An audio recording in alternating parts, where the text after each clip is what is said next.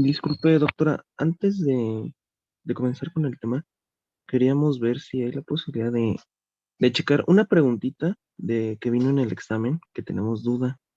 Nada más es Ajá, una pregunta. ok, a ver, permítanme.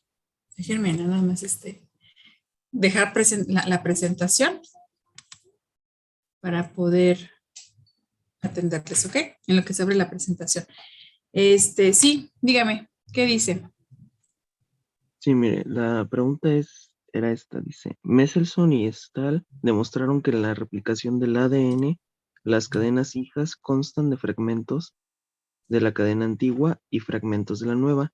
A este proceso lo llamaron replicación y las opciones son semiconservativa, conservativa, dispersante o ninguna es correcta. Ajá, Aquí tenemos duda. Bueno, nosotros, la mayoría creemos o contestamos que la respuesta correcta es semiconservativa, pero no estamos seguros. ok.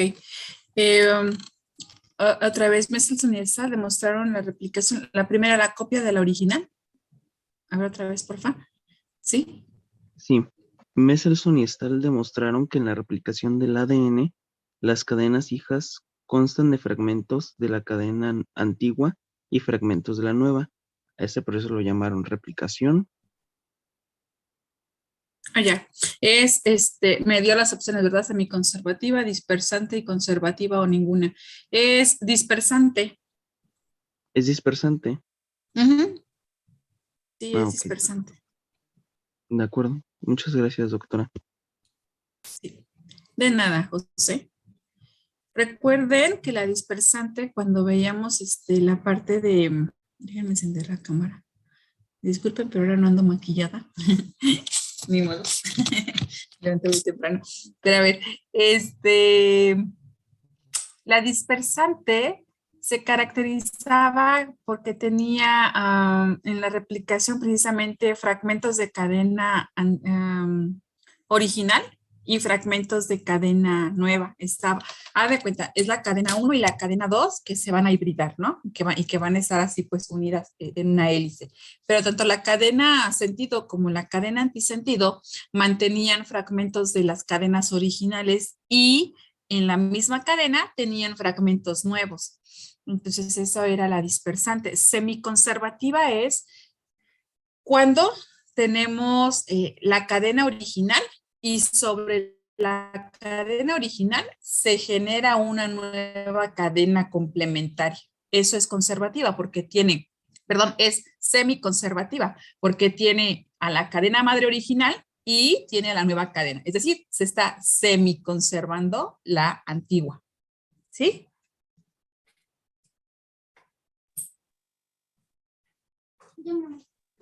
Muchas Ok. gracias, doctora. Sí, de nada.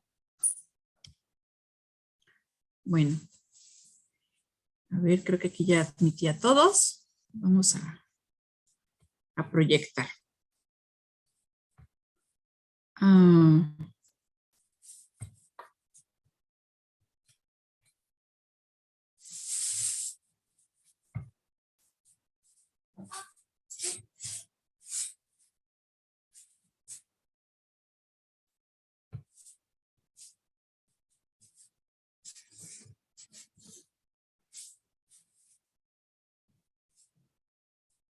ok.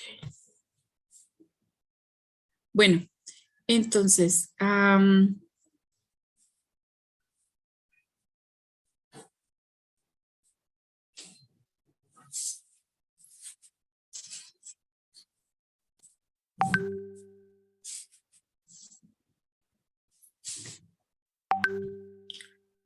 a ver.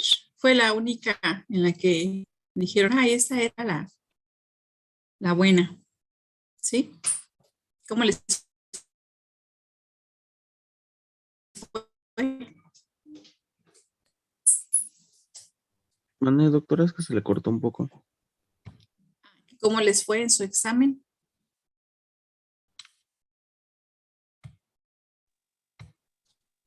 Es pendiente menos.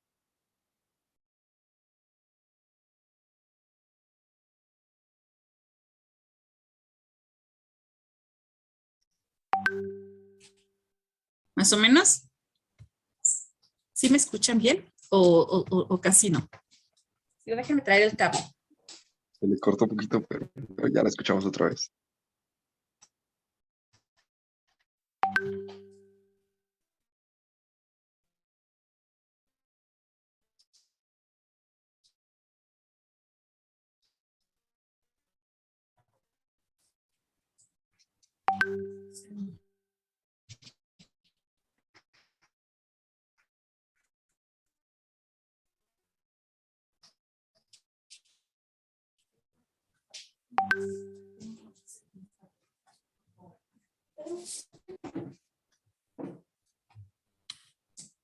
Ok, me traje el cable a ver si esto mejora un poquito la señal. No aseguro, pero pues haremos el mejor esfuerzo, ¿ok? Bueno, entonces estábamos hablando sobre los daños y reparaciones del ADN, ¿sí? Dentro de estos daños y estas reparaciones, pues tenemos mutaciones importantes. Ajá. Entonces vamos a continuar con ello. Admitir y vamos a proyectarles pantalla.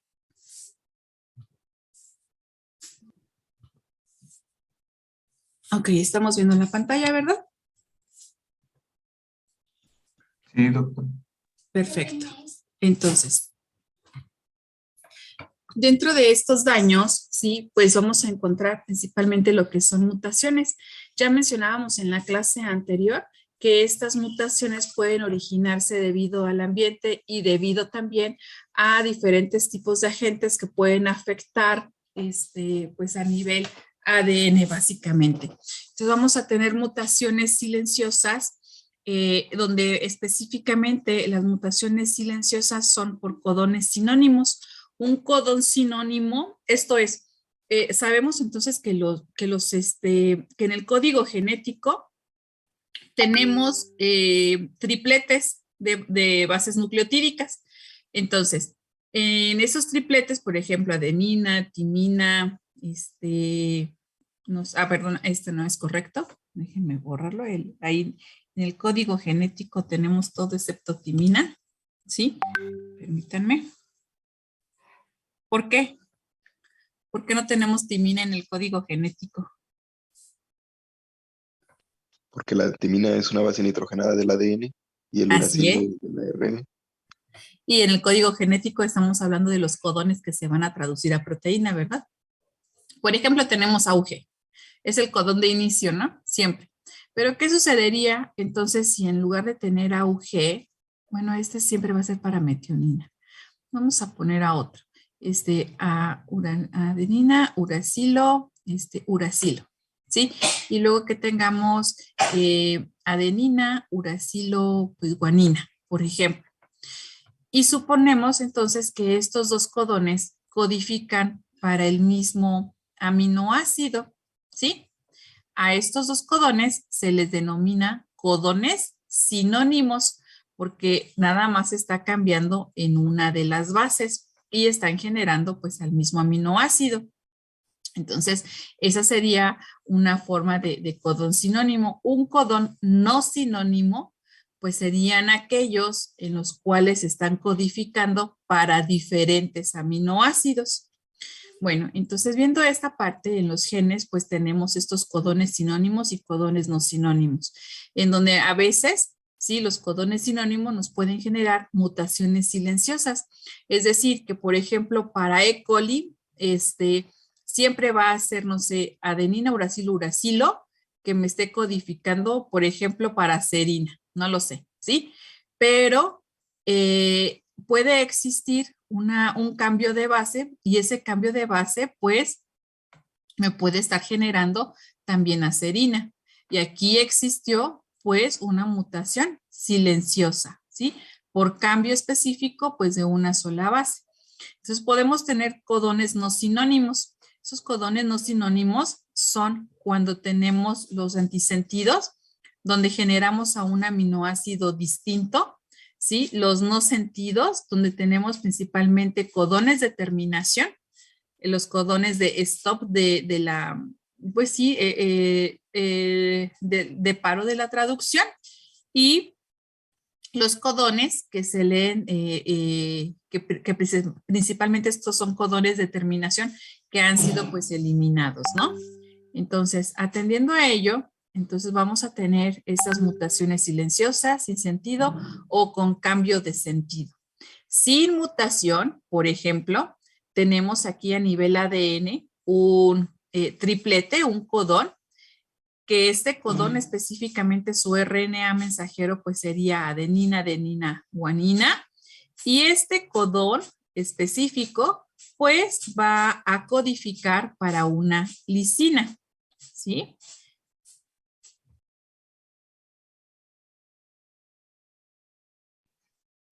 Entonces, una mutación silenciosa, mencionamos hace un momento, que existiría únicamente el cambio, ¿sí?, de una base nitrogenada a nivel ADN.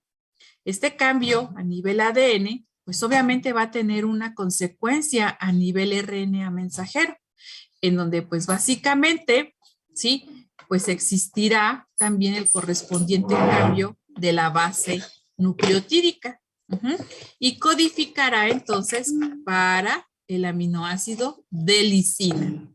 ¿Qué es lo que está ocurriendo? Bueno, en esta que tenemos aquí, en esta parte, ¿sí? Pues específicamente observamos que tenemos entonces, se conservan estas dos bases, adenina, adenina, y la que está cambiando es guanina por adenina. Aquí está existiendo un cambio entre purinas, ¿ok? Podemos tener una mutación sin sentido, en donde básicamente, donde se esté cambiando la base nucleotídica, será en la primer base, a nivel ADN, ¿sí? Entonces, se sigue conservando timina, citosina, adenina, guanina, pero existe el cambio en la primer base, en lugar de una timina, por una adenina. Y el cambio que está existiendo aquí es una base pirimirínica por una base púrica, ¿ok? Generándome entonces nuevamente una base pirimirínica. Sin embargo, este codón pues no tiene ningún reflejo en lo que es el código genético. Si nosotros vamos a código genético UAG, pues no me va a traducir a nada. Específicamente pues las de UAG son codones pues de terminación. Ajá. Si nosotros los buscamos ahí en el código genético. Entonces pues no me va a dar como resultado pues ningún aminoácido. Y luego podemos tener mutaciones génicas con cambio de sentido. Este cambio de sentido puede ser conservativo o no conservativo. En este caso, déjenme borrar aquí en el primero para poder hacer los ejemplos. Teniendo como base siempre hacia el ADN, porque la mutación está ocurriendo a nivel ADN, ¿sí? Pues aquí lo que está cambiando es la segunda base nitrogenada. Y al cambiar la segunda base nitrogenada, ¿sí?, se le llama con cambio de sentido conservativo. ¿Por qué? Porque específicamente esta mutación va a continuar sobre las generaciones, ¿ok? Y entonces, al transcribirse hacia ARN mensajero, genera, ¿sí?, pues específicamente un codón diferente a el original. Sí, a ver, déjenme circular el original. ¿Sí? Genera un codón diferente al original. Y entonces, como van a ser ahora sí ya codones totalmente diferentes, pues me está generando un aminoácido diferente. En lugar de generar a una lisina, me está generando pues a una arginina. La no conservativa, ¿sí?, en este caso genera también a existe ahora el cambio de una pirimidina por una purina. En este caso fue pirimidina por pirimidina y genera un cambio conservativo. pero cuando es el cambio de una pirimidina por una purina, ¿sí? Pues también me está generando a un aminoácido diferente. Entonces, estos tipos de mutaciones, pues sí son comunes, sobre todo cuando se exponen a diferentes ambientes. Denme un segundo, por favor.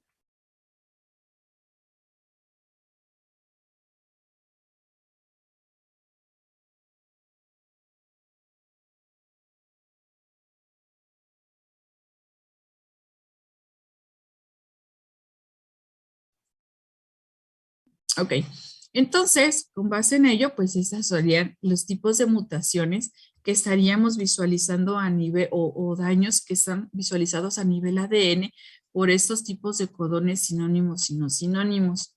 Entonces, las mutaciones, como mencionamos en nuestra clase anterior, pueden ser espontáneas o generadas por el ambiente. Generadas por el ambiente, generalmente vamos a estar en presencia de mutágenos importantes. Un tipo de mutágeno importante, pues son, por ejemplo, les mencionaba la colchicina, ¿sí? Esta que se utiliza para hacer duplicación cromosomal, cuando se quieren hacer organismos haploides y dobles haploides.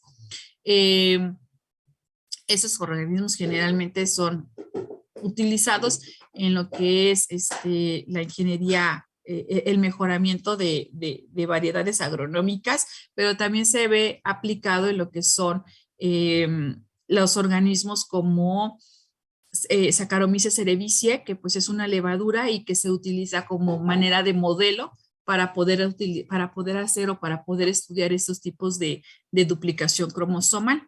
Entonces veíamos estas transiciones de purina por purina o transversiones de purina por pirimidina, en este caso para estas generaciones con cambio conservativo o con cambio de sentido no conservativo, ¿sí? Entonces, estos agentes físicos que provocan y químicos estos daños son principalmente análogos de bases nitrogenadas, algunos agentes alquilantes. Ya veíamos que las bases nitrogenadas podían sufrir de alquilaciones, ¿sí? O bien agentes intercalantes. ¿Quién será un agente intercalante? Por ejemplo, el bromuro de etidio. Cuando nosotros estamos haciendo extracción de ácidos nucleicos, ¿sí? Generalmente esas extracciones de ácidos nucleicos las podemos visualizar en un gel de agarosa. Ajá. Entonces, en estos geles de agarosa, nosotros tenemos pues los diferentes pocillos donde cargamos nuestra muestra. Cuando nosotros hacemos estas extracciones de ADN, lo único que podemos observar al final de la extracción es una pastillita así mínima, transparente. Esta pastillita, ¿sí?, se diluye en agua, porque sabemos que una de las propiedades básicas de los ácidos nucleicos es tener alta solubilidad, y eso se debe a la cuestión policatiónica del ácido del ácido fosfórico y también por el azúcar, que ganan solubilidad. Entonces, cuando solubilizamos en agua, pues tenemos ahora sí ya aquí nuestro extracto. Generalmente eluimos en 20 microlitros de agua, una cantidad mínima, y de aquí entonces tomamos 1 microlitro, ¿sí?, de esa extracción y lo cargamos en los diferentes pocillos, ¿no? 1 microlitro en cada pozo. ¿Y qué es lo que vamos a observar? Cuando comentamos las características del ADN y sus propiedades, mencionamos que tiene carga negativa. Entonces, en la electroforesis conectamos a uno negativo, ¿sí?, y a un polo negativo, y esperamos que corra hacia un polo positivo.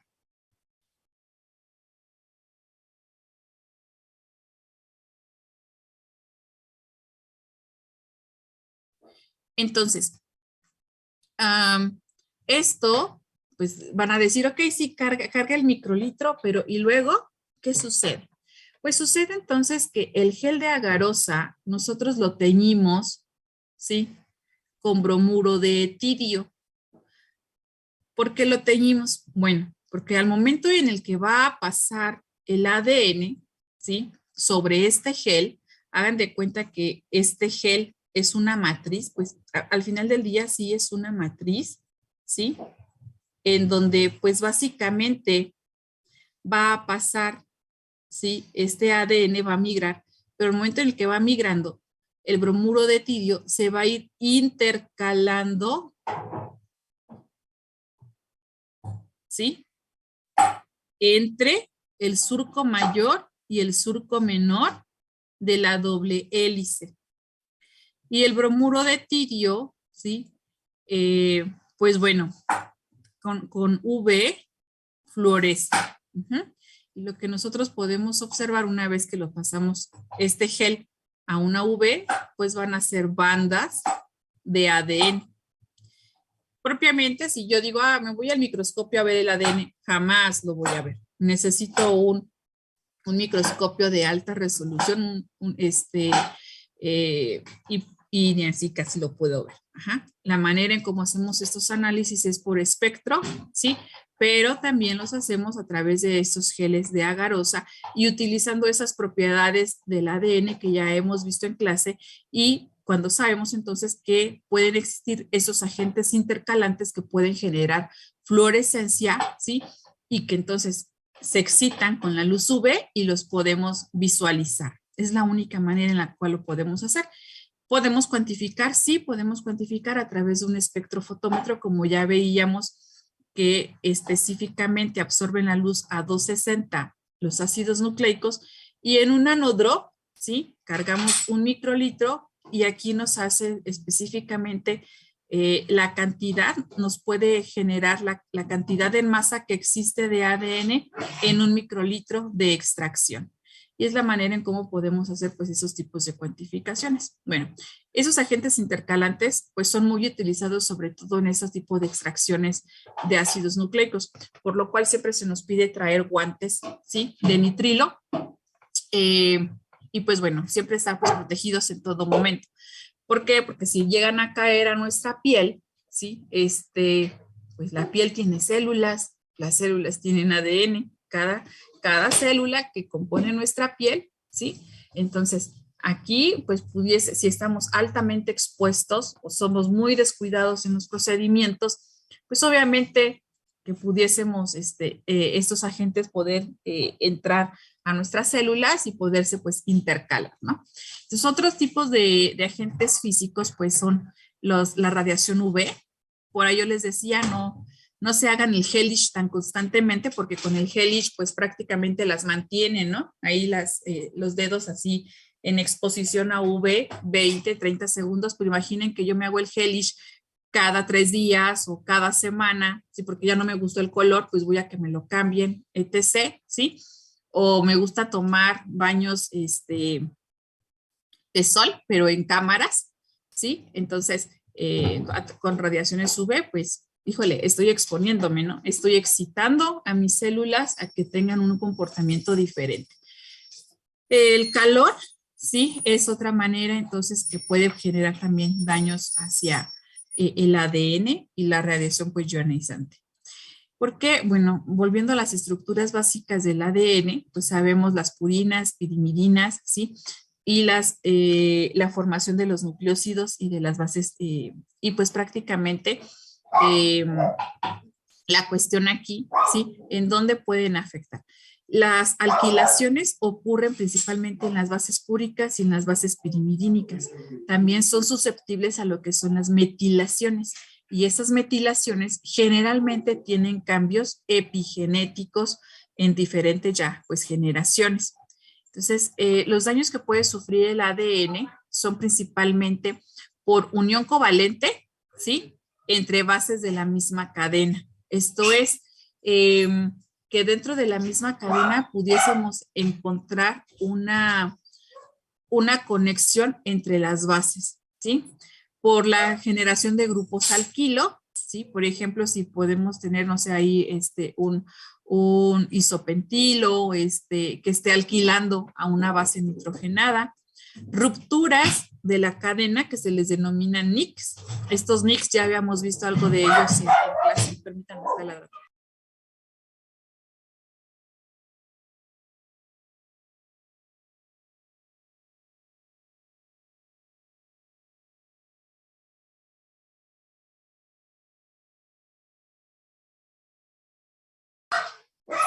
Ok, entonces, podemos tener también estas rupturas de doble cadena, ¿sí?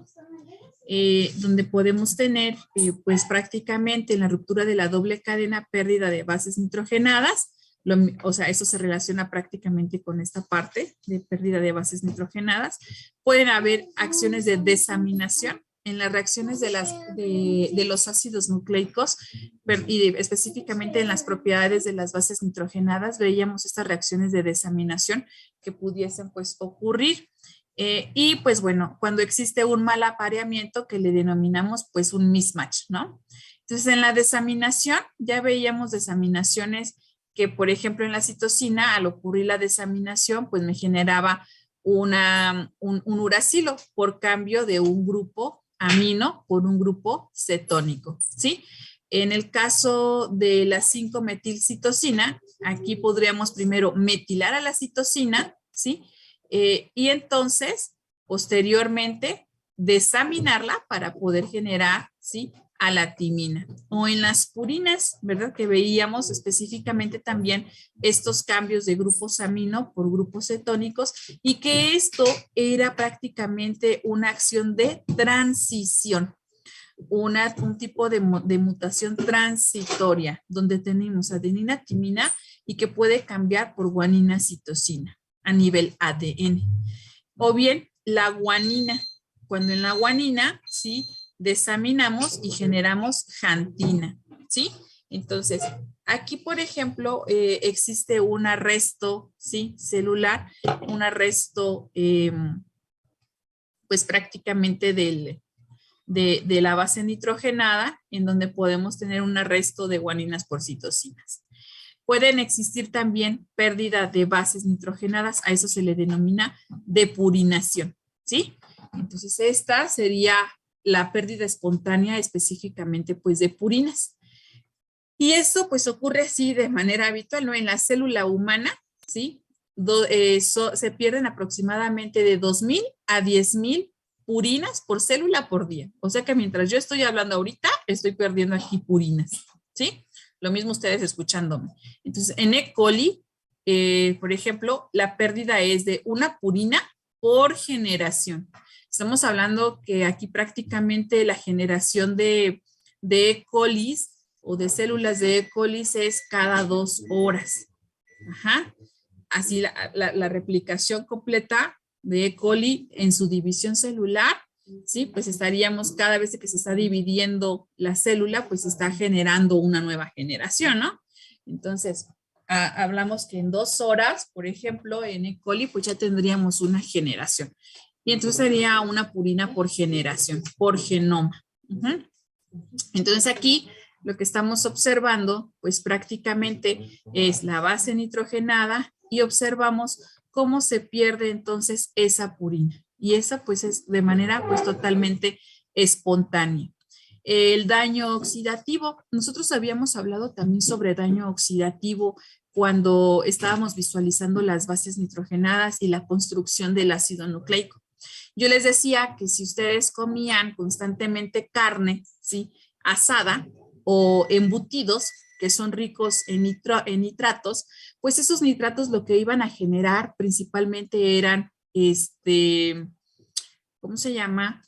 Agentes radioactivos, pero derivados del nitrógeno. Ajá. Especies reactivas de nitrógeno, ¿sí?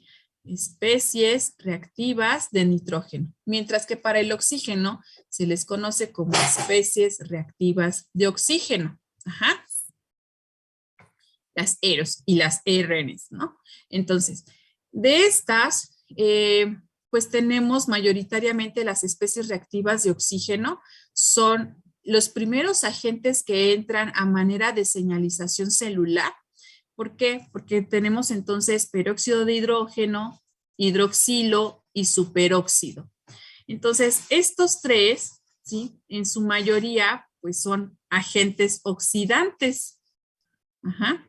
Sin embargo, la célula pues tiene dentro del citoplasma diferentes complejos. El complejo antioxidante enzimático, y no enzimático. En el complejo enzimático, pues encontramos principalmente a catalasa, a la superóxido dismutasa, encontramos a la peroxidasa, ¿sí? Y pues bueno, la catalasa se encarga entonces de descomponer a peróxido de hidrógeno porque es su sustrato. La superóxido en un agente menos reactivo. ¿Cómo? Ah, bueno, pues entonces lo genera, aquí lo descompone principalmente a agua más un superóxido. Pero luego el superóxido es tomado entonces por una SOD y la SOD lo devuelve a un agente también menos reactivo. Lo mismo la SOD, bueno, para el superóxido de hidrógeno y las peroxidasas, ¿sí? Pues que efectivamente las peroxidasas principalmente toman a peróxido de hidrógeno o a superóxido. Y este agente, ¿sí? Es pues uno de los que genera potencialmente daño, los grupos hidroxilo. Entonces, generalmente nosotros podemos visualizarlo, ¿verdad? En que pues el grupo hidroxilo al actuar con una molécula, pues la oxida totalmente. Sí libera agua, pero la oxida totalmente. Entonces, es uno de los grupos oxidantes que genera mucho daño hacia el ADN. ¿Por qué? Porque si nosotros visualizamos, sí, peróxido de hidrógeno, el grupo hidroxilo y el superóxido, ¿sí? Nosotros vemos que en la célula este tiene alta movilidad y baja reactividad, ¿sí? El superóxido, ¿sí? Tiene poca movilidad, ¿sí? Y baja reactividad, porque están actuando aquí los agentes antioxidantes celulares. Mientras que el hidroxilo, ¿sí? Tiene nula movilidad y alta reactividad, ¿sí? Por esto este es uno de los agentes oxidantes pues de mucho más peligro. Entonces aquí, por ejemplo, vemos cómo el hidroxilo en cada una de estas reacciones para timina, guanina o adenina está generando una oxidación a la base, a la base nitrogenada. ¿Dónde está generando esta oxidación? Pues miren, acá tenemos un grupo metilo, ¿sí? Y tenemos aquí entonces una doble ligadura. Lo que genera es prácticamente la ruptura de la doble ligadura y la incorporación de grupos OH, grupos altamente oxidantes. Entonces, lo mismo, es decir, que estos grupos hidroxilo lo que van a hacer es actuar sobre las dobles ligaduras y generar entonces un nuevo enlace hacia un grupo hidroxilo. Lo mismo acá para adenina, ¿sí? Solo que acá en adenina, ¿qué es lo que está haciendo? Está descomponiendo totalmente la estructura de fenilhidrazona que constituye al anillo púrico, ¿sí?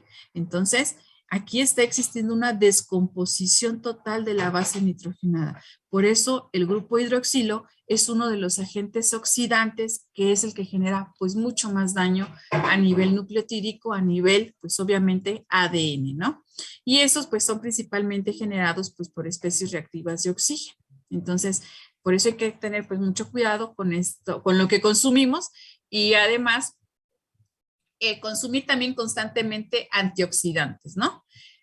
De los modelos no enzimáticos, pues podemos encontrar, bueno, acá me faltó la glutatión oxidasa, que es otro de las maneras enzimáticas de cómo disminuirlo. Y de los no enzimáticos, principalmente vitamina E. Vitamina E y tecoferol. ¿Sí? Que son los agentes antioxidantes no enzimáticos celulares. Bueno, podemos también generar daño por radiación ionizante, ¿sí?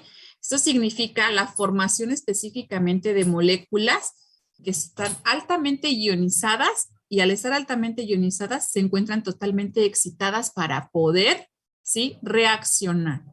Entonces, De estas, generalmente este tipo de radiación ionizante lo que genera es daño sobre la base nucleotídica y sobre el azúcar. Genera también la pérdida de bases nucleotídicas y más aún, ¿sí? Aquí, ojo, la ruptura de la cadena del ácido nucleico. Entonces, cuando tenemos una excitación ionizante, ¿sí? Principalmente esta la vamos a encontrar en radiólisis de agua, ¿sí? Pues podemos generar también pues estos daños oxidativos, ¿no? Entonces aquí vemos ese ejemplo de la radiólisis del agua, en donde estamos teniendo este efecto ionizante y tenemos agua donde se ha perdido pues un electrón y tenemos pues agua altamente protonable, ¿sí? Entonces como la tenemos de manera protonable, cuando reacciona con otra molécula de agua, podemos entonces generar al ion hidroxilo y al ion hidronio. Y luego el ion hidronio lo podemos descomponer en otro agente hidroxilo para poder generar peróxido de hidrógeno, ¿sí? Entonces, de aquí, ¿sí? Podemos tener entonces esta formación de electrolitos, la formación del superóxido el superóxido, y entonces con superóxido, si vuelve a reaccionar con 2 protones de hidrógeno, pues genera oxígeno libre y superóxido. Y estos 2 agentes, pues son de mucho menor riesgo, ¿sí? Que el tener únicamente peróxido y tener únicamente hidroxilo, que estos 2 podrían generar un riesgo mayor, ¿sí? ¿A qué? Pues a nivel de oxidación celular. También podemos tener el daño por radicales a manera intracelular y extracelular. A manera intracelular, los radicales libres, estamos hablando radicales de grupos aminos o radicales del grupo oxígeno de especies reactivas, pues podemos tener la generación de estos radicales propiamente por la respiración celular o por el metabolismo de peroxisomas. Entonces, de manera continua, no crean que la célula no va a generar ahí cuestiones antioxidantes. Me queda un minuto. Les voy a cortar aquí la llamada y vuelvo a conectarme. A few moments later. Ok, entonces, vamos a minimizar esto. Vemos que pues también estas fuentes radicales pues pueden ser originadas por la propia respiración celular. Sin embargo, como ya mencioné, en la célula tenemos este complejo antioxidante formado por enzimas y por vitamina E y por tocoferoles. De manera extracelular, ¿sí? Pues podemos generar estos radicales por radiaciones, por UV, por calor o por algún otro tipo de fármaco.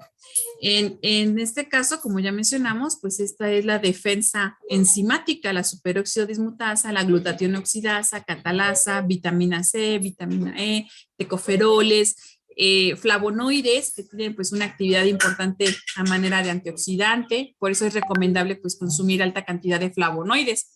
Esto los vamos a encontrar principalmente en los frutos rojos, los encontramos principalmente en fresas, ¿cómo se llama? En arándanos, los encontramos en moras. Lo que nosotros veamos así de cuestiones comestibles altamente coloridos, muy vistosos, ¿sí? Como esos frutos rojos, pues son ricos en antioxidantes, ¿no? Entonces también, pues vale la pena, pues, consumir estos. Bueno, la luz ultravioleta, ¿sí? Es, pues, la radiación UV, ¿sí? Que efectivamente, pues, también genera daños hacia lo que es el ADN. Ajá. Entonces,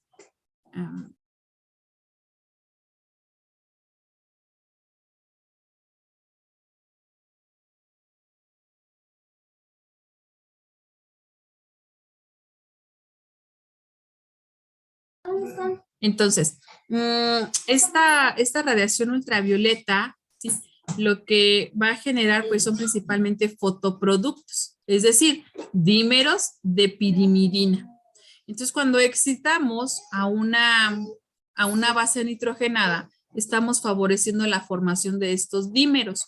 Y estos dímeros, por ejemplo, serían dímeros de la propia base nitrogenada. En este caso, pues sería una timina, en donde pues básicamente se está generando un enlace, ¿sí? Entre la misma base, ¿sí? Nitrogenada, y esto lo observa la célula, sabes que está mal, no debe de existir. Sin embargo, hay veces en las que no pueden existir esas reparaciones y el daño pues se queda. Entonces, por ejemplo, en este caso, pues podemos tener un dímero de ciclobutano de timina, ¿sí? En donde fíjense, tenemos aquí la corrida de 5' hacia 3' de la cadena antiparalela. Y tenemos aquí una timina y tenemos aquí otra timina. Y lo que se está generando es favoreciéndose de manera apilada y no convencional, ¿sí? La formación de estos enlaces. Ajá. ¿Y qué es lo que está ocurriendo? Al generar estos enlaces, pues obviamente ya no va a generar los enlaces por puente de hidrógeno que deberían estar con estas otras bases nitrogenadas. Y lo que está entonces ocurriendo, pues sería una desnaturalización intrínseca de la propia cadena. Así, puntual, una desnaturalización puntual. ¿Por qué? Pues por la formación de estos dímeros. Y esto, pues lamentablemente, estas radiaciones, esta formación de estos dímeros, genera entonces que sean de daño pues permanente, ¿no? Otra cuestión pues sería por la cuestión de los agentes alquilantes. Ya veíamos que prácticamente los isopentilos de sulfidrilos son los que mayoritariamente alquilan las bases nitrogenadas. En general, los anillos nitrogenados de las bases nitrogenadas pues son sitios prácticamente de alquilación. Donde veamos en el anillo un grupo nitrogenado o un grupo oxígeno, pues serán susceptibles a alquilarse. Ajá. Entonces, esto genera que pues propiamente no se esté llevando a cabo nuevamente la generación de estos puentes de hidrógeno que deberían de existir, pues finalmente termina haciendo el daño. Lo que hacen es debilitar propiamente las uniones N-glucosídicas hasta poder perder a la base por completo. Entonces, esa es la manera en cómo afectan esos agentes alquilantes. Como agentes alquilantes, ya mencionamos hace un ratito, por ejemplo, se me fue el nombre, al bromuro de tirio, ¿sí? Otro tipo de agentes alquilantes son, por ejemplo, el etilmetanosulfonato, ¿sí? Que lo que va a hacer, pues, es prácticamente estar etilando, ¿sí? Estar generando, estar colocando de 2 en 2 carbonos a las bases, ¿sí? Otros agentes como la nitrosamina o la nitrosourea. Ajá. Entonces, los compuestos derivados de urea, pues también pueden alquilar a las bases nitrogenadas. Hay agentes bifuncionales, que pueden reaccionar con 2 centros nucleofílicos, y esos sitios nucleofílicos son principalmente hacia lo que son los átomos altamente electronegativos, ¿sí? Que es donde pudiesen estar pues actuando, y lo que generan son uniones inter o intracadena, ¿sí? Dentro de la cadena o en lugares así interespecíficos de la propia cadena. De estos encontramos, por ejemplo, algunos antibióticos como mitomicina, ¿sí? O la mostasa nitrogenada, ¿sí? Entonces, o bien vemos también otros tipos de agentes alquilantes como las aflatoxinas. ¿Qué son las aflatoxinas? ¿Alguien me sabe decir qué son las aflatoxinas?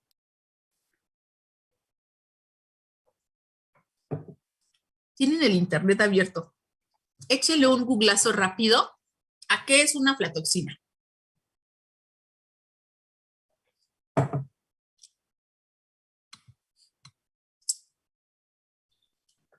Dice que son toxinas producidas por ciertos hongos en cultivos Sí, agrícolas como el maíz.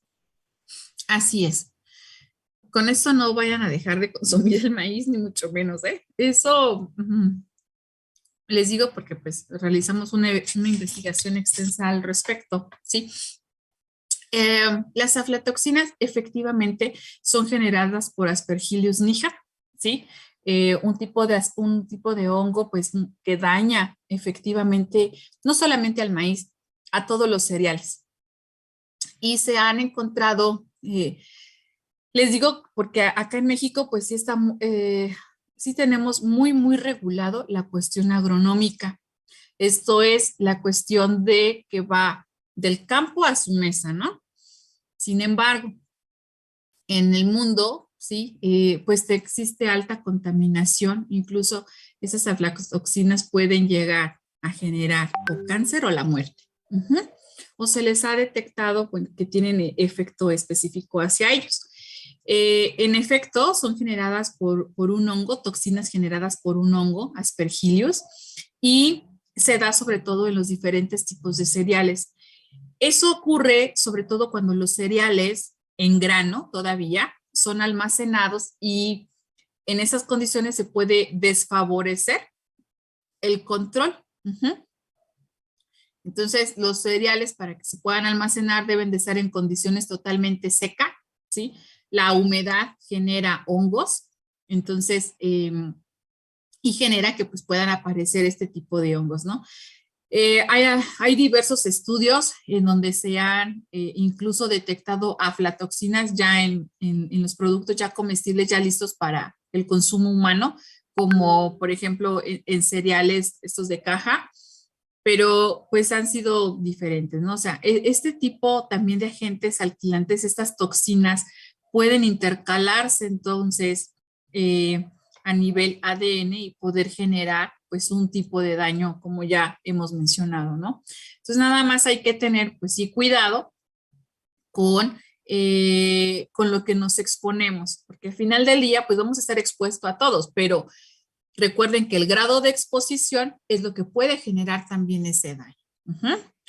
Entonces, algunos daños que hemos visto de esas bases nitrogenadas por agentes endógenos, por ejemplo, la desaminación o la alquilación, las especies reactivas de oxígeno y los productos de peroxidación de lípidos. Los lípidos como tales, todos los días consumimos lípidos, todos los días, y es importante consumirlos porque los lípidos, pues también son una fuente importante de energía. De hecho, generan mucho más energía que los propios carbohidratos. Entonces, solamente está la cuestión importante de cómo, si estoy consumiendo lípidos, pues qué tipo de lípido estoy consumiendo. No es lo mismo que yo me coma una tostada con unas rebanadas de aguacate a que me coma entonces una bolsa de papas fritas, ¿verdad? Porque pues también ahí voy a estar consumiendo pues aceites, grasas, lípidos. Entonces, obviamente pues el aguacate está catalogado como pues las grasas buenas, porque pues son grasas simples que se pueden degradar, metabolizar rápidamente, mientras que el de las papas fritas, pues yo no sé cuánto tiempo tenía ahí la señora ese aceite, ajá, y cuántas veces reutilizó ese aceite. Y los aceites, pues prácticamente son muy inestables con la temperatura y lo que van a generar, pues van a ser, en las cadenas sabemos que los aceites están formadas por cadenas hidrocarbonadas y una cabeza de ácido, ¿sí? Entonces aquí N, vamos a ponerle. Ajá. Entonces, pueden tener insaturaciones, esto es generación de dobles ligaduras, y este tipo de insaturaciones pueden ser que me esté generando grasas tipo trans. Y las grasas tipo trans son grasas que generan especies reactivas de oxígeno, ¿sí? Y ya vimos entonces que esas especies reactivas de oxígeno también generan daños específicos en las bases del DNA, principalmente la hidroxila. Es el mayor tipo de daño que puede generar. Entonces, siempre que yo me voy a comer unas papas fritas, pues hay que oler que no huelan a rancio, porque es una de las características principales de la descomposición ya de los aceites o de los lípidos. Ajá. Entonces, o hay que decirle, voy a la del puesto y le digo, ¿cuándo cambió su aceite? Puedo tener esa confianza de decírselo, ¿no? ¿Es aceite nuevo o es aceite reutilizado? Entonces, en casa, evitar, pues también el reutilizar los aceites. Una vez que cocinamos, ese aceite ya no lo puedo volver a reutilizar. ¿Por qué? Porque al momento que yo lo vuelva a calentar, voy a estar generando este tipo de grasas trans y el consumo frecuente, recuerden, todo está en el nivel, en cómo se consume, en cómo se realiza, pues puedo estar generando algún tipo de daño posterior, ¿no? No significa que de manera inmediata lo voy a hacer. Bueno, vemos también análogos de bases, ¿sí? Estos son principalmente derivados derivados halogenados, esto es que pues específicamente halogenado significa que vamos a introducir un elemento de la tabla periódica X, principalmente bromuro. Entonces aquí tenemos derivados halogenados de uracilo, como el 5-bromouracilo o el análogo pues de timina, ¿no? Entonces aquí vemos estas cuestiones cetoenólicas, sí, que ya veíamos, pero vemos prácticamente a los halogenados, ¿no? Cómo están aquí presentes y esto también pues va a generar pues cambios importantes en la estructura del ácido nucleico. Entonces la presencia del bromo, ¿sí? Incrementa potencialmente la forma tautomérica enólica, ¿sí? Entonces, si no está presente bromo, pues se queda la base nitrogenada tal cual. En consecuencia, pues obviamente estos análogos pues van a generar una mala replicación o errores en la replicación que les denominamos los mismatch. Un error en la replicación. Entonces, estos errores en la replicación del ADN, los errores sabemos que pueden ocurrir un error cada 10 a las 7 generaciones, ¿sí? Entonces, obviamente, la ADN polimerasa, pues, puede corregir hasta en un 99% esos errores.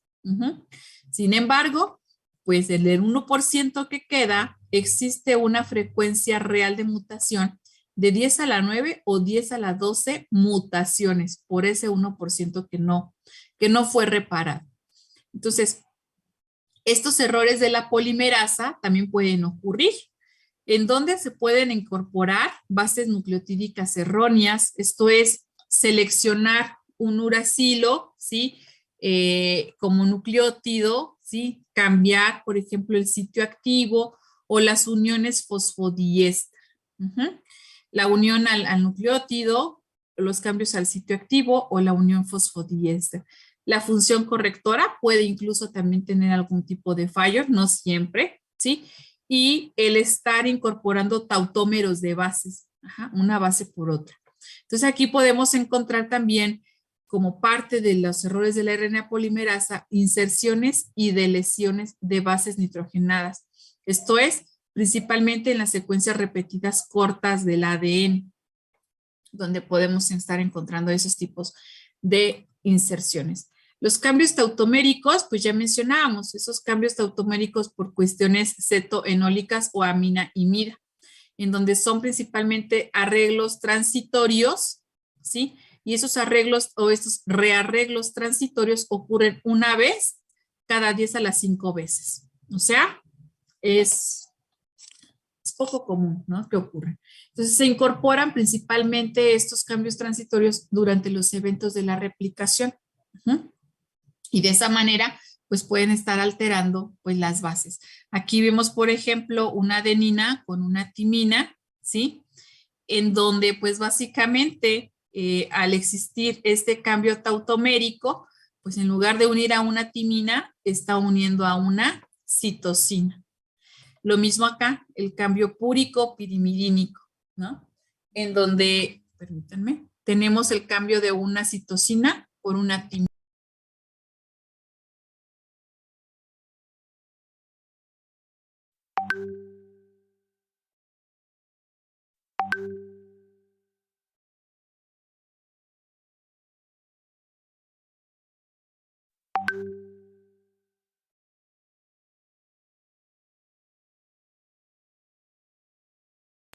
Ok, entonces, a partir de este cambio tautomérico que existe, entonces, entre citosinas y timinas, pues puede entonces ocurrir también, ¿sí? El cambio, aquí estamos hablando de un cambio cetoenólico, ¿sí? En donde, pues, básicamente, pues puede incluso en lugar de unir a la citosina, pues está uniendo a la timina y le está uniendo también a través de un triple enlace. O sea, aunque exista el cambio de una base por otra, se respeta los tipos de uniones por triples o dobles enlaces según correspondan. Entonces, esos cambios pues se deben principalmente a los cambios pues tautoméricos. También, además de que existen esos daños, pues existen estos mecanismos de reparación en donde se llevan a cabo reparación directa a través de enzimas que revierten directamente el daño. Estamos hablando principalmente de las polimerasas. Entonces, reparación por escisión, esto es cambios. Vamos a suponer aquí tengo la base, bueno, tengo la cadena y tengo aquí estas bases nitrogenadas que se deben de cambiar. Se escinden, es decir, se eliminan y en su lugar existe la reparación. Aquí lo que está generando es un nick, una muesca, una región donde existe pues un huequito, ¿sí? O se genera este hueco para que pueda repararse. A ese tipo de por escisión se deben estos tres tipos de reparación. Ahorita los vamos a ver. Los sistemas SOS de E. coli, ¿sí? Que son principalmente a esos tipos de tolerancia específicos, o los de recuperación, que atienden principalmente a eventos de recombinación, ¿sí? Y bien, a la reparación de rupturas de doble cadena. En este caso, pues encontramos recombinaciones homólogas y unión de extremos no homólogos, serían las formas en cómo se reparan. Entonces, los sistemas de reparación directa pues no requieren síntesis de ADN. Se genera una ruptura fosfodiéster en la cadena, vemos aquí la cadena, ¿sí? Y vamos a suponer, ¿no? Aquí tenemos todo esto, hacia acá son nucleótidos, hacia acá son nucleótidos, y aquí tenemos un nucleótido y este nucleótido, pero específicamente no están unidos por un enlace fosfodiéster. Esto nos está indicando enlaces fosfodiéster. Y aquí prácticamente para poder unir estos, ¿sí? Pues se requiere de una enzima denominada ADN ligasa o DNA ligasa, que su función va a ser específicamente generar el enlace fosfodiéster en esta muesca que quedó. Tenemos entonces también otros sistemas cuando se tienen los daños por alquilación. Enzimas, ¿sí? Específicas que pueden eliminar los grupos alquilo. Por ejemplo, la enzima ADA en E. coli que puede remover grupos alquilos de los átomos 4, 6, respectivamente de timina y de guanina. Es decir, que en el átomo 4 de la timina estaba altamente equilada y la enzima ADA fue capaz de poder remover esos grupos alquilo. No está existiendo síntesis de ADN, pero sí está existiendo la acción de una enzima.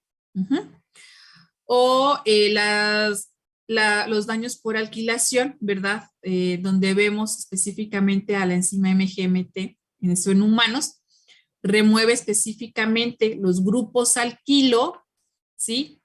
De la posición 6 de la guanina. Entonces, si yo en el examen les digo en qué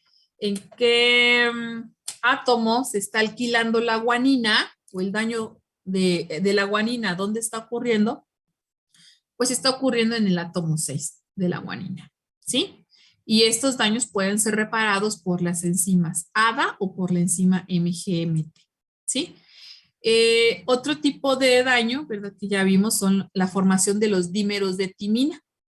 Estos dímeros de timina son principalmente reparados por las fotoliasas. ¿Esto qué quiere decir? Principalmente en E. coli se refiere a una fotorreactivación. ¿Qué quiere decir? Que esta enzima fotoliasa se puede excitar con la luz, su mecanismo de acción. Y al excitarse con la luz, entonces va a tener esta actividad de remoción de estos dímeros. ¿Qué tipo de luz? Pues principalmente luz UV. Entonces, lo que va a hacer la fotoliasa, ¿sí?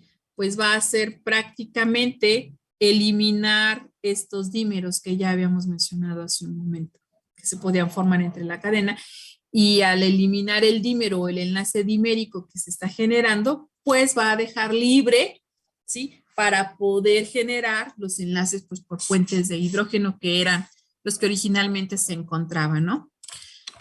Vemos también la reparación por escisión. En esta reparación por escisión, vemos entonces a la reparación Ver y a la reparación NER. Entonces, estos tipos de reparaciones, permítanme, denme un segundo. Ok, estoy con ustedes, ¿eh? Es que se le había olvidado algo a mi hijo y ya se lo envié. Entonces, vemos estos tipos de reparaciones Ver y NER. Entonces, esto es la reparación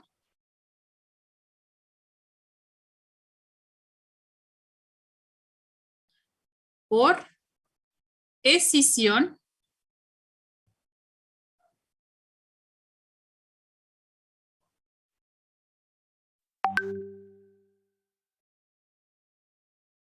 de bases, ¿sí?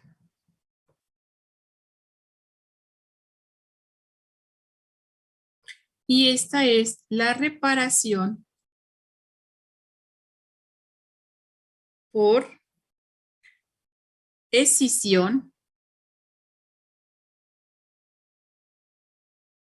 de nucleótidos. ¿Cuál será la diferencia entre ambas? A ver, por el simple nombre. Escisión de bases y escisión de nucleótidos. Yo tengo aquí, ajá, dígame, ¿le escucho?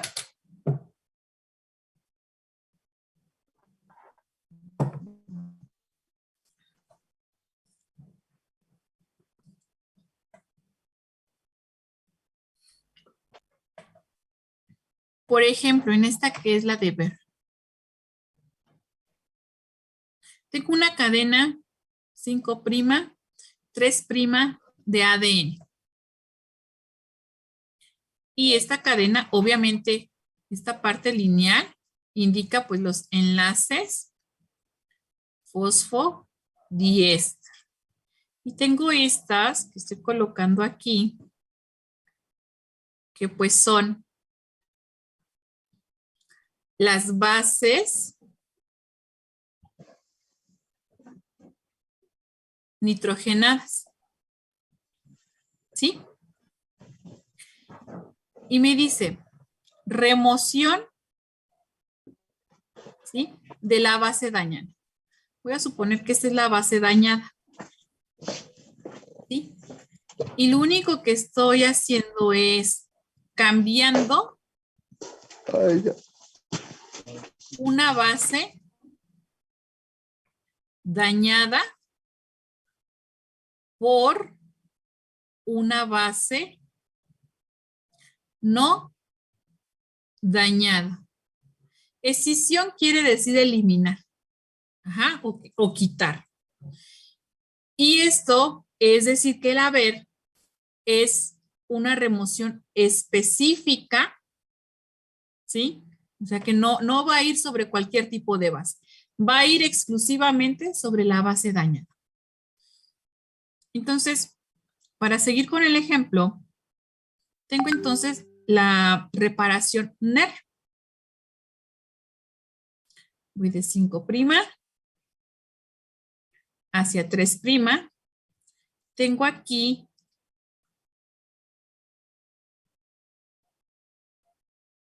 los nucleótidos, ¿no? Pero ahora, vamos a suponer, aquí tengo este. Aquí en verde estoy colocando, ¿sí? Estoy diciendo,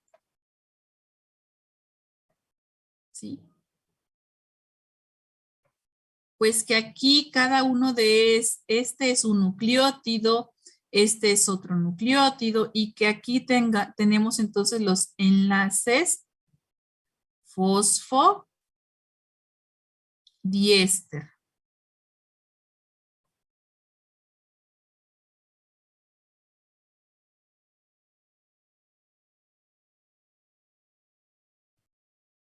¿Sí?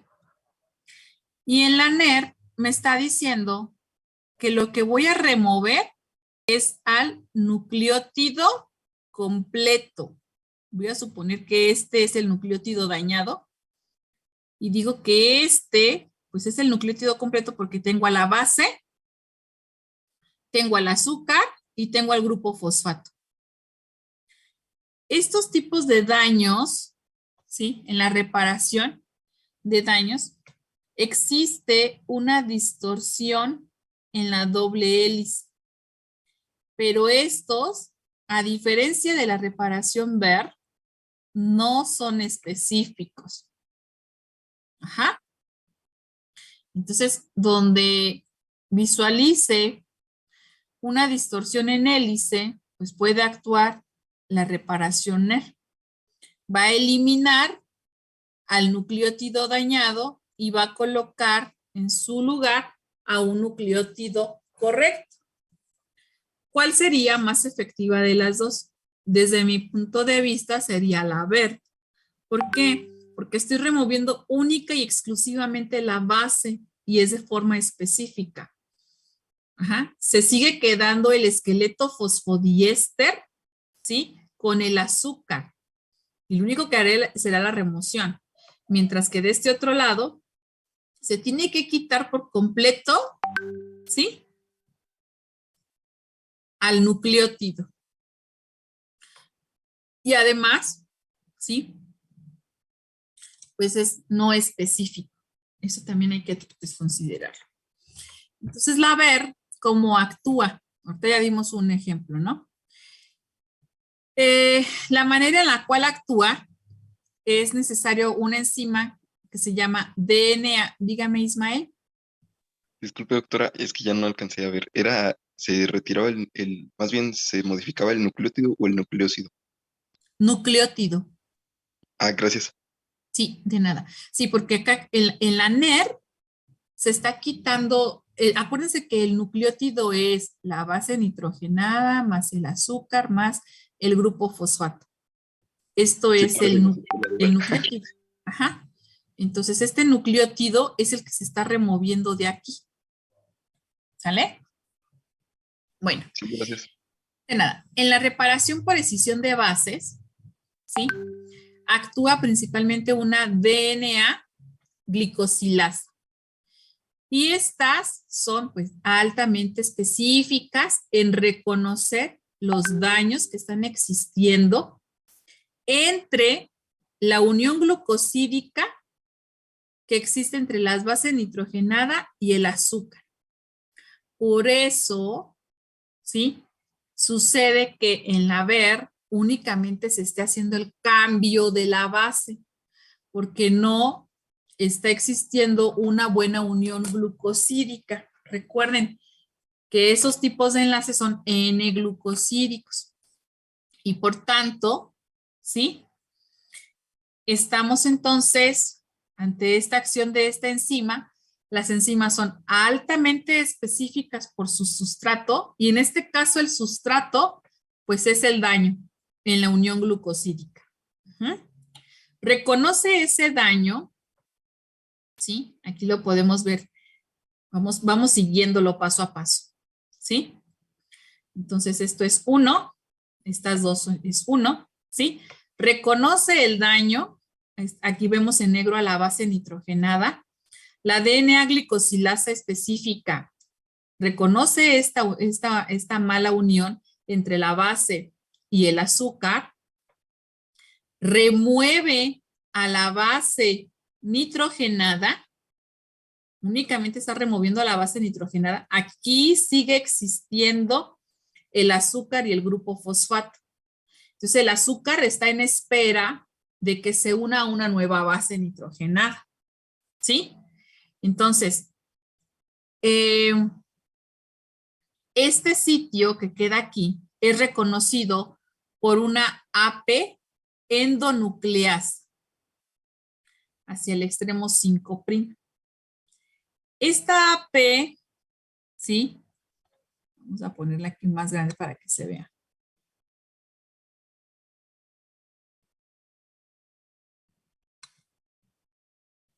Sí.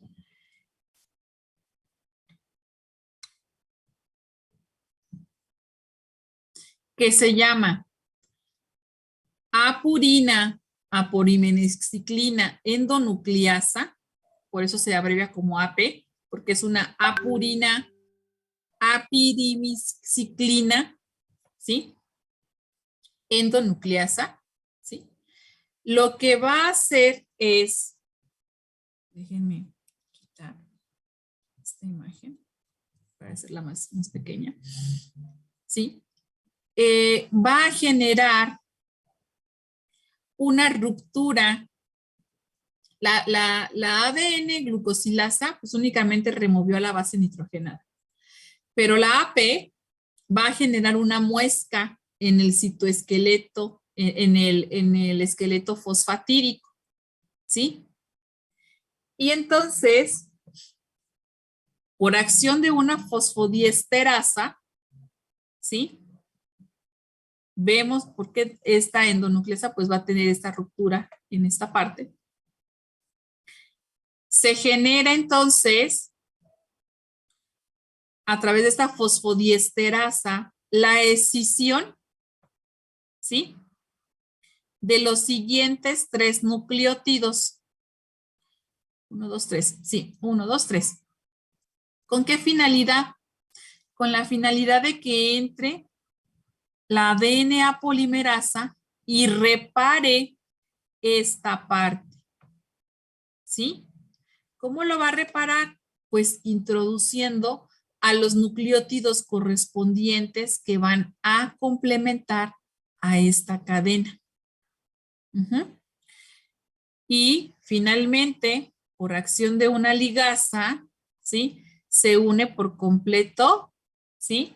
La cadena de ADN complementaria.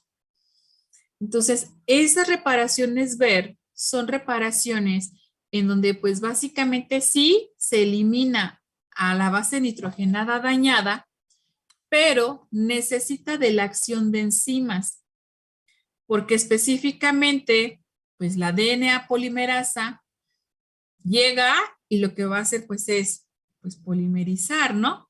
Pero no solamente una base, necesita al menos 3 o 4 bases más que polimerizar. Por eso es necesario la acción de esta fosfodiesterasa que elimine a estas otras bases nucleotídicas. Y que la polimerasa diga, ok, reparo aquí donde estaba dañado, pero voy uniendo, voy introduciendo a los nucleótidos correspondientes. Finalmente, pues es la acción de una ligasa la que permite pues unir a esta cadena, ¿ok? A nivel de enlaces ésteres fosfatídicos. Entonces aquí vemos de una manera pues más continua, ¿sí? El nucleótido dañado, en este punto están señalando el nucleótido dañado, la acción de la DNA glucosilasa, ¿sí? La generación del sitio AP por acción de la AP endonucleasa, ¿sí? Y la acción de la fosfodiesterasa generando un gap, ¿cómo se llama? Un espacio donde pueda actuar la DNA polimerasa y la DNA ligasa para tener a la cadena pues completa ya reparada. Entonces, ejemplos de glicosilasas en los humanos son, por ejemplo, la MBD4, que prácticamente la base específica sobre la que va es sobre el uracilo, la MPG, que va sobre A few minutes later. los trímeros los trímeros VR, ¿sí? Trímeros proteicos, específicamente detectan pues este daño, ¿sí? Y lo que van a hacer, ¿sí? es desaparearse principalmente los dímeros proteicos VRA, y los VRC se van a encargar de atacar literalmente lo que va a ser los nucleótidos dañados, se unen por completo. Entonces, esta escisión, ¿sí?, corta específicamente los nucleótidos donde se encuentran los dímeros C y B proteicos, porque son los dímeros que están generando pues una localización. Entonces lo que hacen es generar estos gaps. Los gaps van a ser las remociones específicas de los nucleótidos, ¿sí? Y entonces una vez que se remuevan, que se generen estos sitios gap, es decir, estos sitios donde no tenemos bases nitrogenadas por acción de estas unidades o esos sistemas VRABC, ¿sí? Pues puede llegar nuevamente la DNA polimerasa y decir, ok, aquí tengo pues esta muesca, este hueco importante que debemos entonces pues reparar. ¿Por qué reparar? Pues porque no existe bases nitrogenadas que estén complementando a estas bases nitrogenadas. Y finalmente, pues por acción de las polimerasas, en este caso la polimerasa 1 de E. coli y una ADN ligasa, ¿sí? Ocurre entonces pues la reparación del daño completo. ¿Por qué mencionábamos que no era específico? Y les hacía mención a ello. Porque si bien el nucleótido dañado está generando una distorsión, ¿sí?, este complejo VRABC no solamente se centra en este nucleótido que está generando esta distorsión, sino que se centra, ¿sí?, bases arriba, ¿sí?, de donde se encuentra el nucleótido dañado para escindir más nucleótidos y que pueda actuar la DNA polimerasa.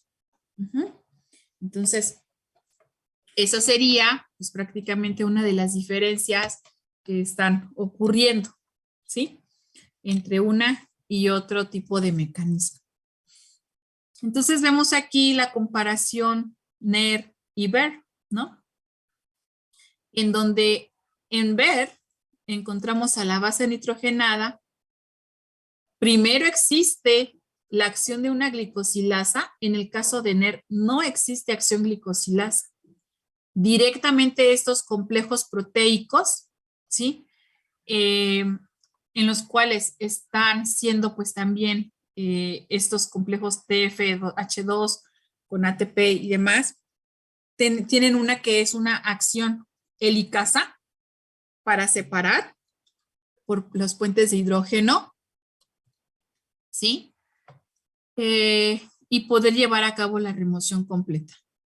En este caso, en la BER, la acción glicosilasa y una AP endonucleasa, primero la glicosilasa remueve a la base nitrogenada y después la endonucleasa genera esta muesca, ¿sí?, para poder tener acción las respectivas polimerasa y unir finalmente la cadena con una DNA ligasa.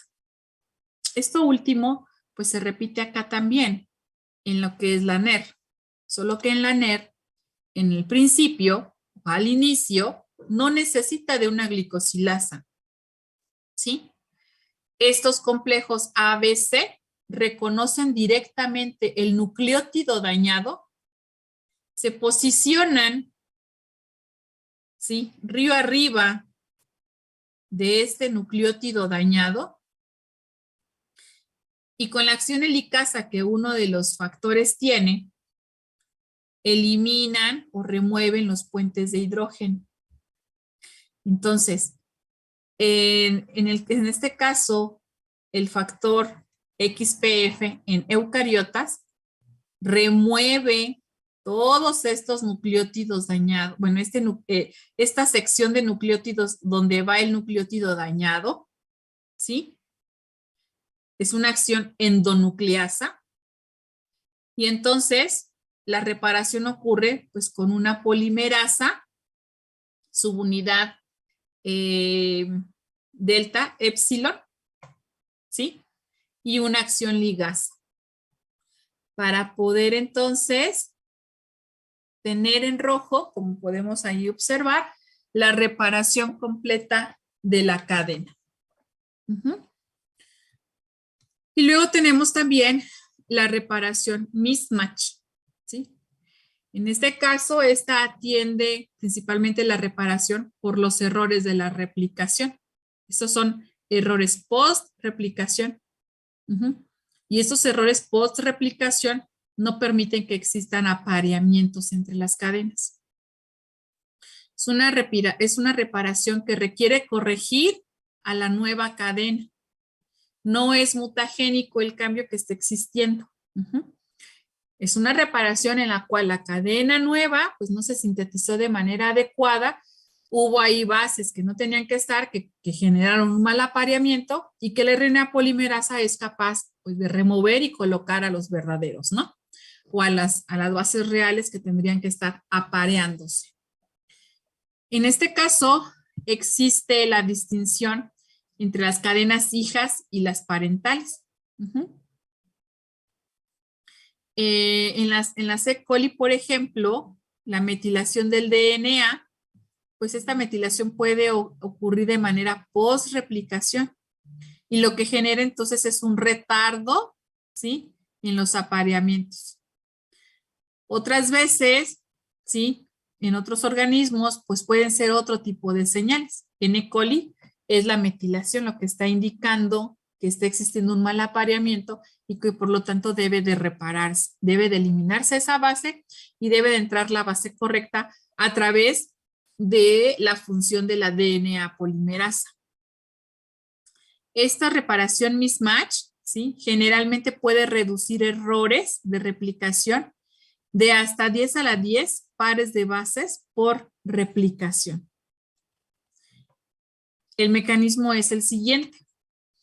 En la cadena hija, ¿sí? Se observa lo que es el error, ¿sí? En este caso, al observarse este error, ¿sí? Prácticamente en la cadena complementaria puede existir la metilación, ¿sí? Y lo que genera entonces es pues prácticamente la unión de las subunidades MUT-H que reconoce el error, perdón, el MUT-H que distingue ambas cadenas de anclaje, ¿sí? Y el MUT-S que reconoce específicamente pues al error.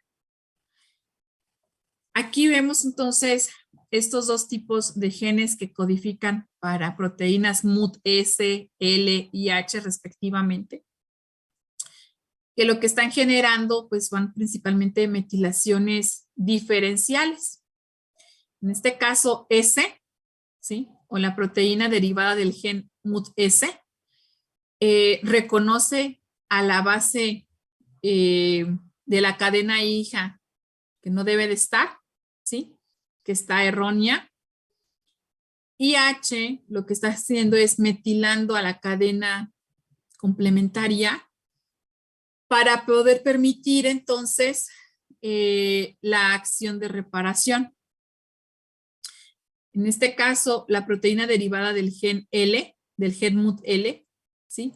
Coordina específicamente la actividad que va a tener H y S, ambas proteínas, ¿sí? Entonces, donde se encuentra la metilación, pues va a existir también la apertura de la cadena. ¿Hasta dónde? Ah, bueno, pues va a ser hasta donde indica S, porque S reconoció a la base o al segmento que es erróneo.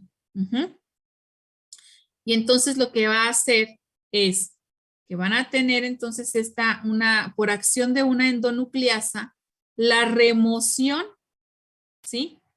De los nucleótidos de la cadena nueva. que estaba, pues en un principio, como observamos acá, ¿sí? Pues no era correcto. Entonces, la acción exonucleasa remueve, ¿sí? Y existe entonces también, nuevamente, la acción de una polimerasa con una ligasa para poder entonces generar, ¿sí? A los complementarios. Y la ligasa, porque finalmente necesita unir a esta parte. Y la generación del enlace, pues, fosfodiéster. Entonces, en eucariotas, esto es en E. coli, pero en eucariotas se tienen también genes homólogos, AMUD S, L y H, ¿sí? Que generan proteínas, pues, MUT o similares a MUT, ¿sí? Entonces, este es el tipo de reparación que tienen sobre la cadena hija recién sintetizada. Es decir, la reparación MMR o reparación mismatch por error de replicación. En este otro sentido, pues vemos también esto mismo que estábamos hablando aquí de esta reparación, ¿sí? Pero encontramos entonces aquí, por ejemplo, dónde se encuentra esta base que no debería de existir. Aquí debería de ser una citosina en lugar de una timina. Entonces, existe la metilación nuevamente, ¿sí? Para poder indicar de aquí, aquí es donde va a existir la remoción, ¿sí? De estas bases nitrogenadas. Y entonces, lo que está haciendo MUT-L, pues es prácticamente identificar, ok, de aquí a aquí, todo eso que tenemos en horquilla es lo que se va, pues, a reparar. Para ello, entonces, pues se tiene la actividad de la helicasa, de una exonucleasa que va a remover específicamente esta timina hasta acá donde tenemos esta parte metilada, ¿sí? Y por acción entonces de la polímera, aquí ya existió la remoción que mencionábamos aquí hace un momento. Entonces entra en acción ahora sí la DNA polimerasa y necesita desoxinucleótidos monofosfatados que se van a ir incorporando para ir complementando a esta cadena, como lo podemos observar acá. Y finalmente, la DNA ligasa, pues que va a terminar uniendo a las cadenas o al exterior, ¿verdad? De la formación de los enlaces fosfodiéster. Bueno, esto es más de lo mismo, ¿sí? El sistema de tolerancia, que es otro tipo de los errores que también se tienen y de la reparación que hace. Este sistema de tolerancia va principalmente sobre los daños, ¿sí? Que no han sido reparados y que bloquean la replicación. En este caso se puede introducir el sistema de tolerancia o la respuesta SOS en E. coli, auxilio, ¿sí? O las DNA polimerasas y las enzimas EP en otros organismos. Estos sistemas de tolerancia permiten principalmente identificar el daño del DNA durante la replicación, ¿sí? Y el costo, pues principalmente, pues es la introducción de mutaciones. Esas estrategias de tolerancia de daño, vemos por ejemplo la replicación en bloques, ¿sí? Se observa dónde es que se encuentra el daño, ¿sí? Y puede existir una reparación recombinando la cadena, que esto se le denomina, pues son los principales daños o la síntesis por translesiones que pueden existir. En donde pues prácticamente se hace una cadena complementaria pues libre de errores o la síntesis a través de lesiones, a través de mutágenos incorporados. Entonces en B lo que podemos observar es este cambio de templado en la RNA polimerasa, perdón, en la DNA polimerasa, ¿sí? ¿Por qué cambio de templado? Pues en lugar de utilizar a esta cadena como templado, pues va a utilizar a esta otra cadena para poder generar a su complementario. Y de esa manera, pues eliminar el error, la tolerancia al daño general. Y acá en C, pues vemos por libres errores que puedan existir o por la introducción de un metágeno que sería la transición o errores de transición. Entonces, de acuerdo al daño y al ambiente, entonces pueden existir diferentes tipos de mutaciones. Una prelesión, una lesión, una postlesión, ¿sí? Entonces, de acuerdo a esto, pues puede existir la sustitución de bases de acuerdo a esos tipos de lesiones o el cambio de fase. En este caso de sustitución de base, pues observamos entonces que son bases, ¿sí?, nucleotídicas en las cuales pues una vez introducido el cambio ya no va a haber vuelta atrás. Entonces, si N fuera una citosina, por ejemplo, ocurriría este cambio de fase. Entonces, en estos cambios de fases, lo que está ocurriendo, pues es prácticamente el poder tener un intermediario mutagénico que permita hacer este cambio de fases y que permita hacer incluso un cambio pues nucleotídico. El sistema SOS de coli principalmente es activado cuando se frena la replicación por daño del DNA no reparado. Entonces aquí lo que ocurre es primero un desacoplamiento de la replicación, ¿sí?, de la cadena líder y de la cadena rezagada. Entonces vemos aquí en esta imagen, ¿sí?, esta respuesta SOS, donde tenemos específicamente al promotor, a un represor, ¿sí? ¿Qué es lo que se está haciendo? Este es el gen SOS, ¿sí?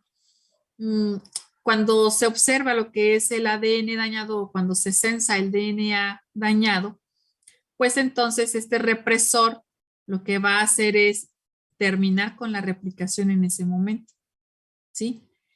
Y lo que va a hacer es entonces inducir a las células, ¿sí?, cuando el represor se libera.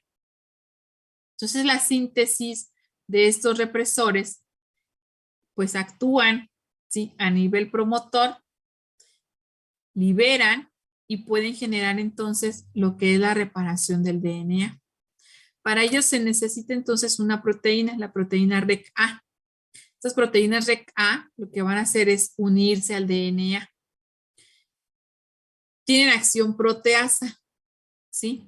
Degradan específicamente, al tener una acción proteasa, significa que van a generar hidrólisis sobre proteínas. Y lo que van a estar hidrolizando o desnaturalizando o degradando, pues va a ser específicamente al XA, porque el XA es el represor que tenemos aquí, ¿sí?, el represor transcripcional. Una vez que REC-A degrada al XA, se activa la transcripción de genes que están prácticamente con funcionalidad de reparación, de recombinación y que generan a las DNA polimerasas. Recuerden que las DNA polimerasas siguen siendo proteínas y por lo tanto las proteínas necesitan ser codificadas por genes. Entonces, si LEX-A está reprimiendo esa transcripción, pues no vamos a tener a estos sistemas de reparación. Pero en cuanto se transcribe el represor REC-A con actividad proteasa, degrada a LEX-A. Y cuando se degrada del LEX-A, pues decimos, órale, bye, fuera. Y se permite entonces la transcripción. Permítanme.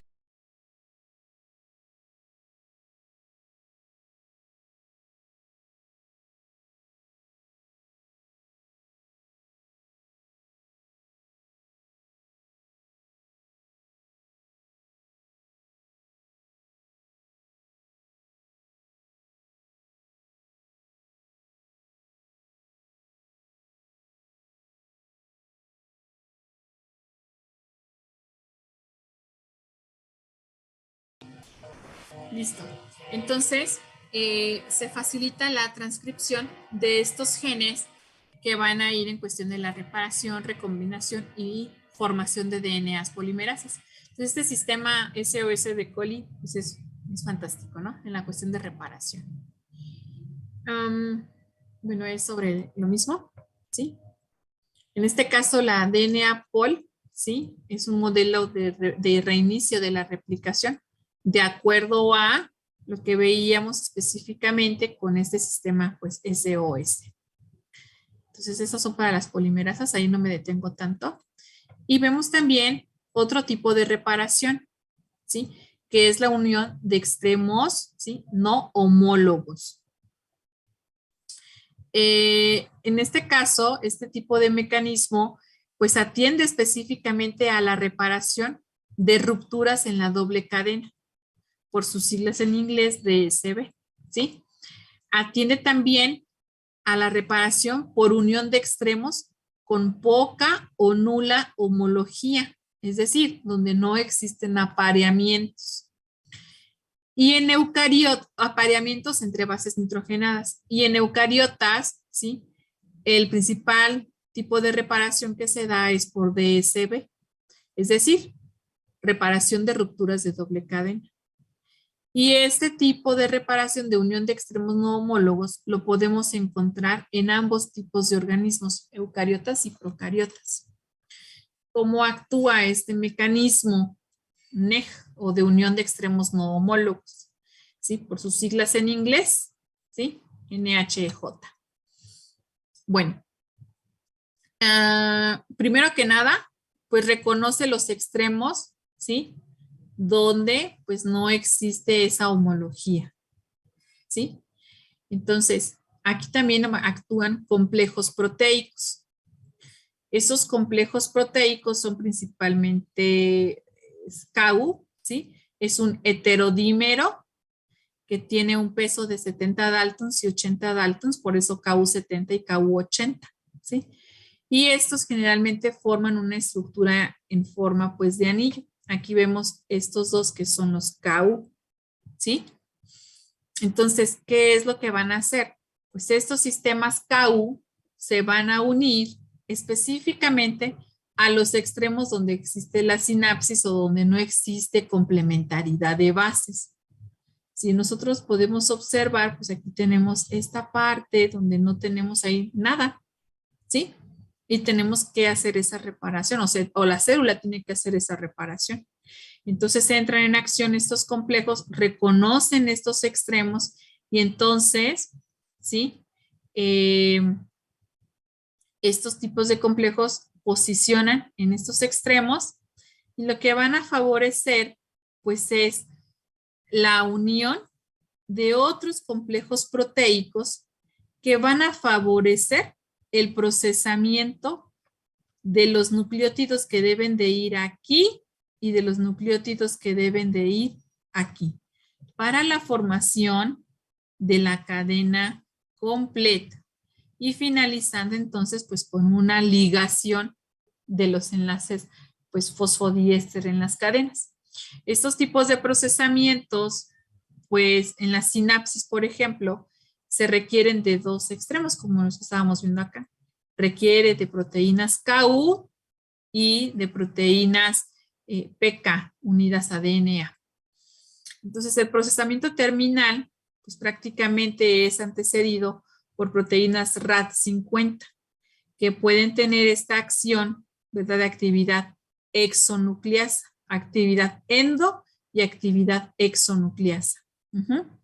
Entonces, finalmente, pues se requiere también de enzimas polimerasas y ligasas que finalicen con esta acción de terminación y reparación, pues, de la cadena.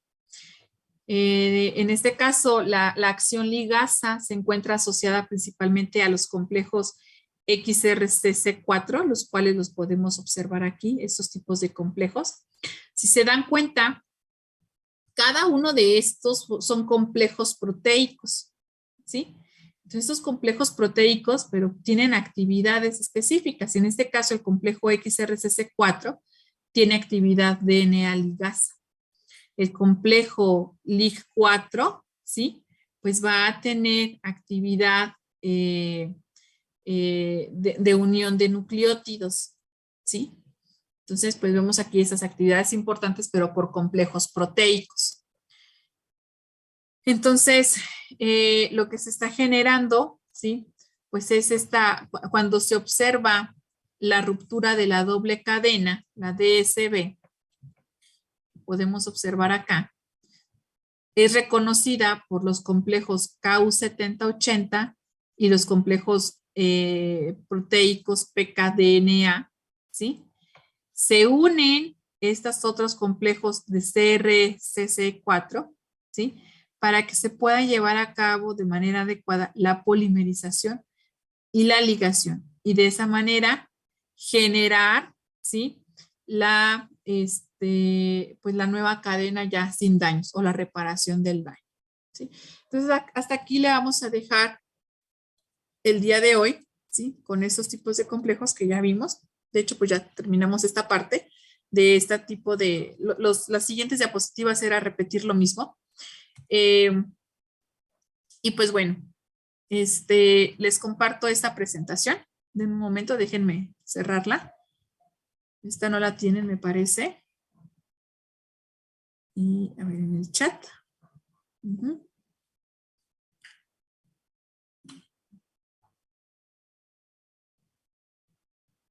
Aquí está. Y mañana hablamos sobre lo que es, ¿cómo se llama? ADN recombinante. ¿Sí? Entonces les acabo de proporcionar la presentación y solicitarles, el día de mañana tengo que hacer un movimiento antes de las 3 de la tarde en Comisión Federal y no alcanzaría si tengo la clase de 1 a 3 con ustedes. Entonces solicitarles si puedo verlos a las 7 de la mañana. Nosotros íbamos a pedir lo mismo, doctora. ¿Ah, sí? Ah. Sí. Ok, ¿qué les parece si de aquí en lo que finaliza el semestre nos vemos igual, viernes a las 7 de la mañana? Sé que están cerrando semestre y que ocupan la tarde también para hacer trabajos y demás. Sí, está bien, doctora. Sí, claro, si no tienen inconveniente. De mi parte no tengo inconveniente. Ok, Ismael, ya por ahí dijo la compañera también que no había inconveniente. ¿Y los demás? Tampoco de mi parte, doctora. Ok, Alfonso. Sí. Sí, doctora, está bien. Estaré bien. Está muy bien. Perfecto, entonces pues jueves y viernes nos vemos a las 7 de la mañana, ¿sale? Déjenme, ¿ya checaron lo de las enzimas de restricción? Sí, con eso vamos a empezar. Mañana vamos a hablar ya sobre lo que es ADN recombinante. A la par, por favor, vayan leyendo lo que es reacción en cadena de la polimerasa y síntesis de oligonucleótidos. ¿Sí? Esos temas son los que vamos a estar viendo para la cuestión de clonación, para la cuestión de hacer ADN recombinante. Y espero yo terminar con esto entre mañana y el lunes. Y la siguiente semana, jueves y viernes, estar viendo eventos aplicados del ADN recombinante en medicina.